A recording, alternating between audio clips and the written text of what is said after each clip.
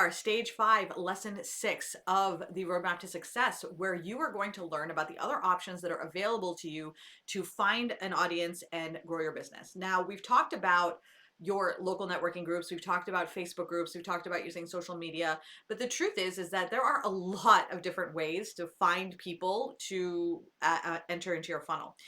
It's going to really depend on what you like to do. So the thing that I want to sort of reiterate is that the reason that the system that we've worked on over the last several stages works is because once you've got your slip and slide ready and it's active, all you need to do is find the people and then send them to the beginning. So that's really all you're trying to do. Now, we've talked about finding people in the big ways, the Facebook groups, the local networking spaces, and so on. But over time, you're going to find that a lot of these things will actually work on their own and you won't have to spend that much time doing it. Or you may want to try something different. You may be against local networking groups. You may have anxiety. You may have issues. Whatever your reasons are, you may just not want to do those things. So if that's the case, then these are some options that may help you. Now, I want to give you one caveat as before I dive into this, which is that some of this information is going to be deep, some of it's going to be fairly light, but that if you were going to venture into any of these areas specifically, like let's say, for example, Clubhouse is something you decide is going to be like your really big thing, then what I want to recommend is that you find yourself a Clubhouse expert that you work with. We have people in the squad who can definitely refer you, but what we know in the squad we can help you with in terms of general understanding or laypersons of experience based off of what they've done. But if you want to really dive into something, let's say you try Clubhouse a little bit and you're like, yeah, I really love this. I want this to become one of my things. Then you're going to want to either play around and know that it's going to take a while for you to figure it out, or hire an expert who can just tell you these are the things that you need to do. This is how you dive in. This is what you do.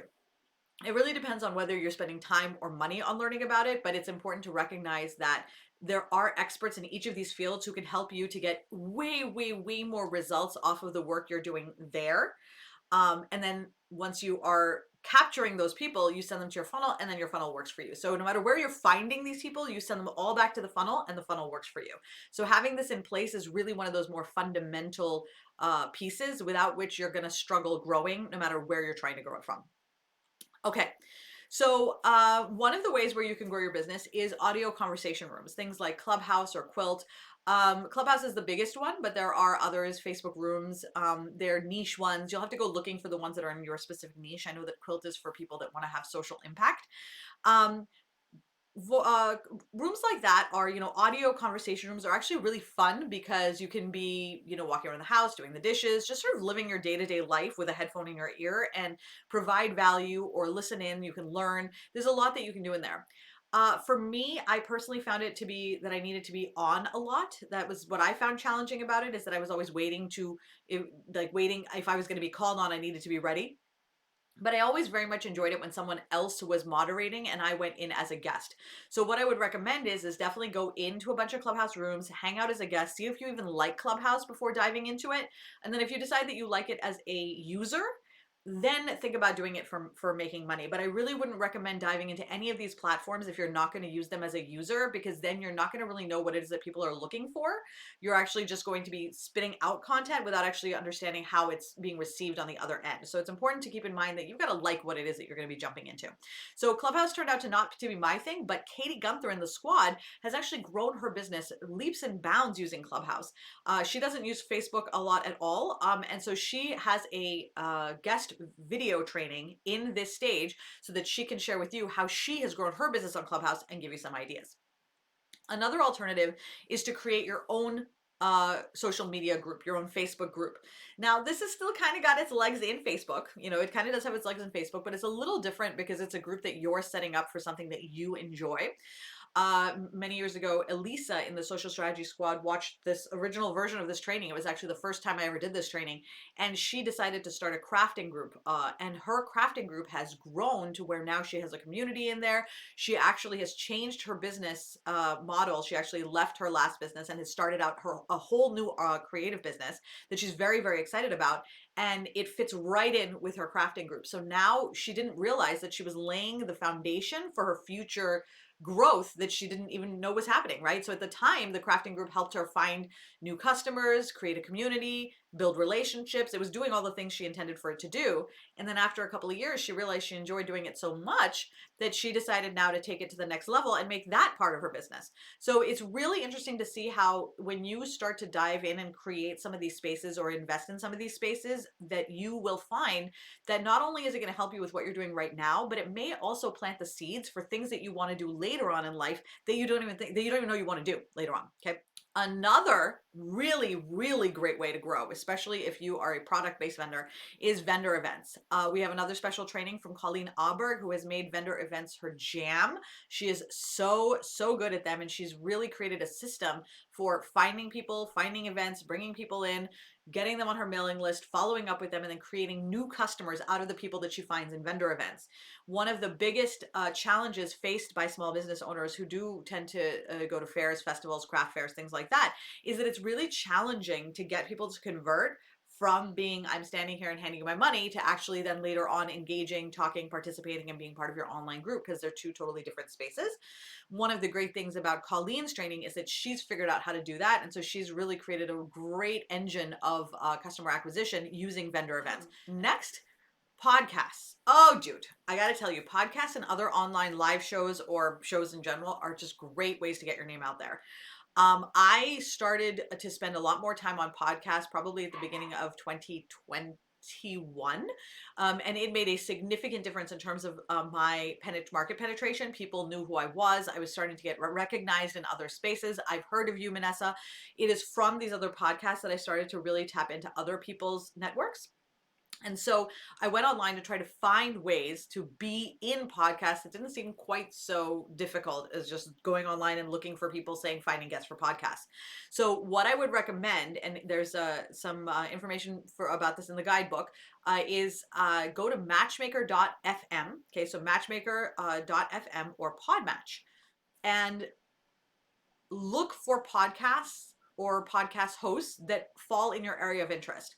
So at matchmaker.fm, you can actually go find podcasts that you like, get matched up with them, send them an email, let them know that you're interested, tell them what you're interested in talking about, how you think that you can help them with their, with their podcast, why you'd be a great guest, and so on. And then you get to be a guest on their podcast. Now, something important to keep in mind when you are applying to be in podcasts or going to find these other shows to be on is that don't only think that the things that you can talk about are related to your business. You have a lifetime of experience and a lifetime of things to talk about, as does your audience. And you're going to need to find your audience in a lot of different ways. You're not just going to be able to find them simply by saying, this is your problem and this is how I solve it. You're also going to find them through secondary and tertiary ways where you go join a community because it's crafting and you really enjoy crafting, but it has nothing to do with your business. And you meet 15 people in this crafting business, that one person ends up having a friend who needs the product that you offer, who then connects you with that friend, who then has a whole army of people that are looking for the same product you have. So it's like 3 or 4 steps later. Not every step that you take is designed to have an immediate sale result or to have the people that you're connecting with be the ones who buy from you, right? So ordinarily when we think about growing, we're like, okay, I'm going to go meet these 10 people and which one of them is going to buy from me? And if none of them do, then I've failed, right? That is a really binary way of thinking. It is also a way that totally kills your business, because the truth is there is a third option and it's way, way, way more powerful than the one where you simply sell right away. The one that's more powerful is the one where you sit, you talk to people, they get an idea of the type of person you are, they get to know, like, and trust you and understand what you sell. Now, those people become your advocates. Now, if one of those decides to buy, obviously that's great, but turning them into your advocates is a much stronger position than turning them into a customer. Right? And you're more likely to turn them all into advocates, right? So now if you have 15 advocates all out there advocating for you, the chance of conversion is much, much higher because you have a whole army of people converting for you instead of simply you being the one having to go to each individual place, talking to each individual person and moving people down that funnel yourself. Podcasts are a really great way for you to bypass a lot of these steps, because when you get on a podcast, the person who has you on their podcast is telling their audience, I trust this person, I've vetted this person, you can trust what they're saying, and then you can follow whatever their next steps are because I'm telling you that's okay, because they have already done years of work in some cases to build trust with their audience, so their audience is just going to listen to what they have to say.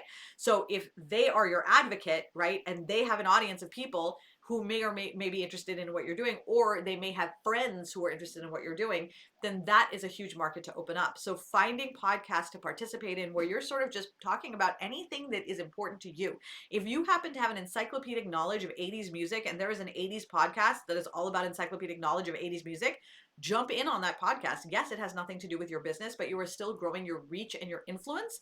And people who see you on that show are going to be interested in learning more about you. They're going to go to your website and then they're going to be in your funnel anyway. So it doesn't really matter what type of exposure you're trying to get, whether it's for your podcasting, whether it's for your business, whether it's for your puppies, whether it's for, you know, your encyclopedic knowledge of 80s music, or your, you know, your passion project, whatever it is, or completely related to the product or business that you have and your area of expertise. It can be any of them. The whole point of this spiel is to really make sure that you are not pigeonholing yourself into just this one space that you feel like you are an expert in. And so this is the only thing that you can go and talk about on podcasts.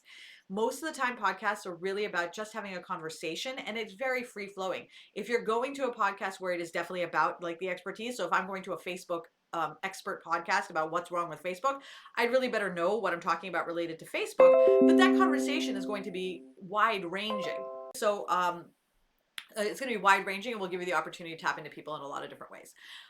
The other thing that I could recommend is HARO, Help a Reporter Out. So if you go to Help a Reporter Out and you register with them, they will send you an email 3 times a day that basically gives you a list of all reporters, journalists, people who are looking for um, quotes, experts, help, information from people in various areas or industries.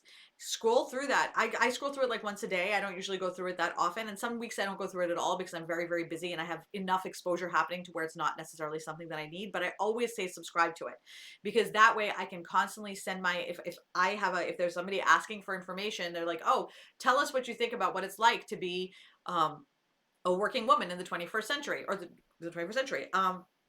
I have experience in that. I have expertise in that. So I might write to them and then I would get quoted in a magazine. Now, let's say I'm quoted in Vogue just as saying, I find being a business owner working from home as a woman in the 21st century absolutely liberating, and it's amazing, right? So let's say that ends up as the quote in Vogue.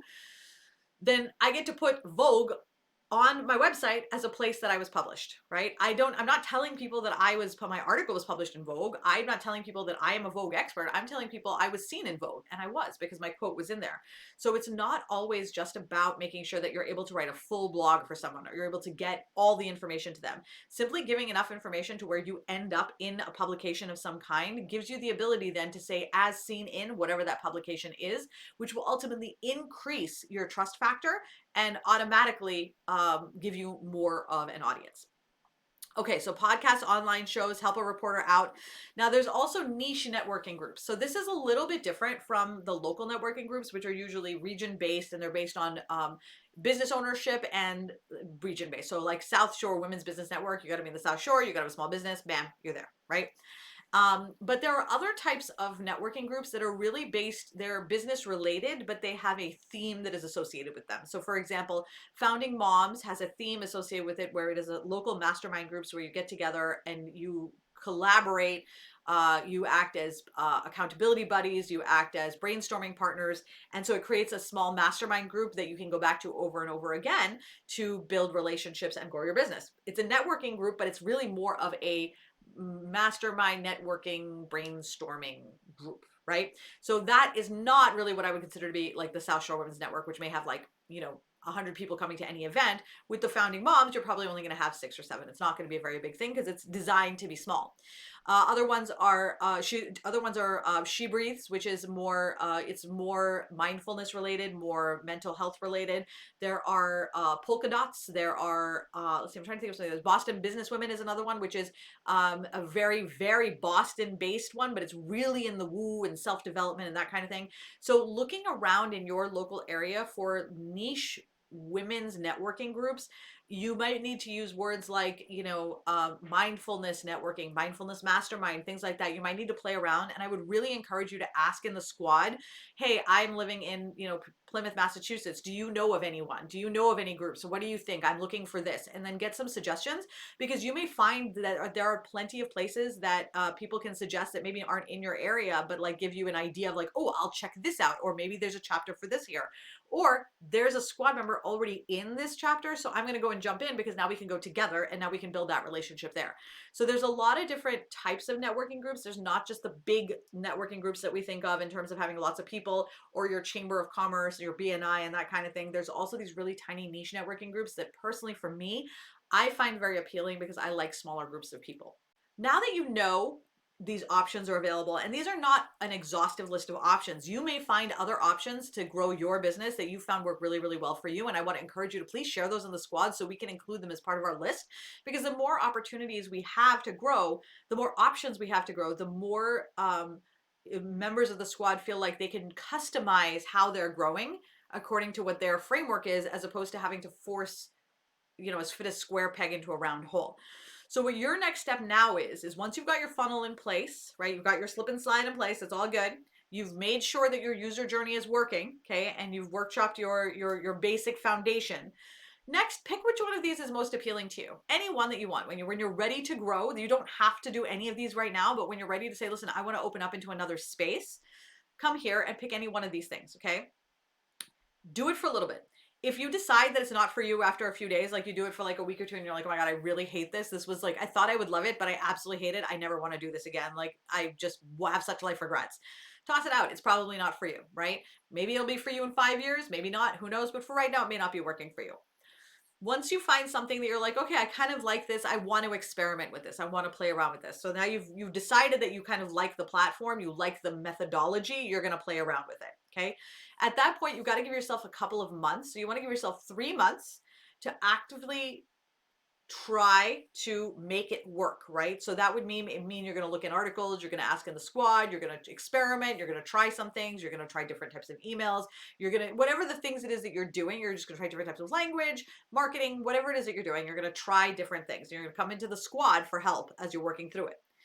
Now, what you're going to find is that one, you might discover that this thing is your thing and you've put it in place, and it's like, now this is how you find customers and this is just how you're doing it, right? Like Colleen or Katie, who discovered that, look, this is how I'm finding people and that's just how I'm going to find them. Fabulous. You may decide that. Alternatively, you may decide that, you know what, I've done all this work, it's working okay, but I don't know that I'm really feeling this anymore. Like, I don't know that it's working. I don't know that I want it to be part of my business anymore. Don't get stuck in this sunk cost where you're like, oh my God, I spent 3 months learning this, so I absolutely can't switch to something else. That's not the case at all. You spent 3 months learning this, you did the work, you've planted the seeds are planted, right? Which means that you don't have any idea how they're going to grow out. You really don't know. Sometimes you'll like plant something and it'll grow and grow and grow, and it'll suddenly like sprout like 15 feet away. And you'll be like, what happened? Because it grew underground the whole time and sprouted up. So it's never wasted time for that reason, and also because whatever you learned during that process is going to help you in whatever area it is you decide to test out next. So let's say you're like, okay, I tried podcasting, I don't really like it, I'm going to do HARO now. So whatever you learned from the podcasting will help you with HARO. So the skill sets are transferable and they will definitely help you. Okay. And then it's okay for you to say, or you may make it work and it's just not taking that much time. Like you get it to work and it's good to go and you're like, all right, well, now I've got this working, what should I do next? At this point, it's important to recognize, we'll talk about this in the next video about making money versus not making money, but it's important to recognize, do you really have to grow? Do you want to grow? Or do you just doing it because you're stuck in the momentum of trying new things, right? After you've given yourself that opportunity to think about it, right? Then you say, okay, I'm going to try something else now. I'm going to try, I tried Clubhouse. Now I'm going to do podcasting, right? I'm going to try podcasting. Now you're just adding another place that you're throwing seeds. So anytime you add one of these items, you're just adding new places that you're tossing seeds. So more fruits will grow. And over time, it starts to become a very, very vibrant jungle. So this portion of the entire roadmap is where you'll come back to repeatedly as you're trying to find new people and as you get some of these things on lockdown. But again, I want to reiterate that it is really important that you be doing this growth because you are trying to grow and not because you're trying to fill the empty space in your day with more work, right? Because for a lot of us, we tend to we get done with our work and then we're like, oh, what else can I do? And instead of like doing the thing that we want to do, which is like maybe lay down, take a nap, hang out with the kids or the dogs, we just add more work to it. So the one thing that I want to really encourage you before you add each of these things on is, where is your business now? Have you done your basic foundation check to make sure that you have a simple side and there's the user journey works? Where are you with your current customer acquisition? And then, are you doing this to amplify, or are you doing this to save your business, right? Those are really important questions to ask. And I really want to encourage you to bring them to office hours or the squad wall, because it will make a difference depending on what that answer is. Alrighty, so these are your other options that you have available to grow your business. Now, keep in mind that there are so many others, as I mentioned. So please, if you have any other way that you have found works for you to gather large groups of people, wherever you find them, share that on the wall of the squad and be sure to tag me, because I want to see it. Because this is, once you put the foundation in place, this is where the magic happens. And I want to make sure that we have as many options available for people so that they can customize it to their own framework. All right, now we're getting to our next lesson, which is our last lesson, which is how to get very good at making money.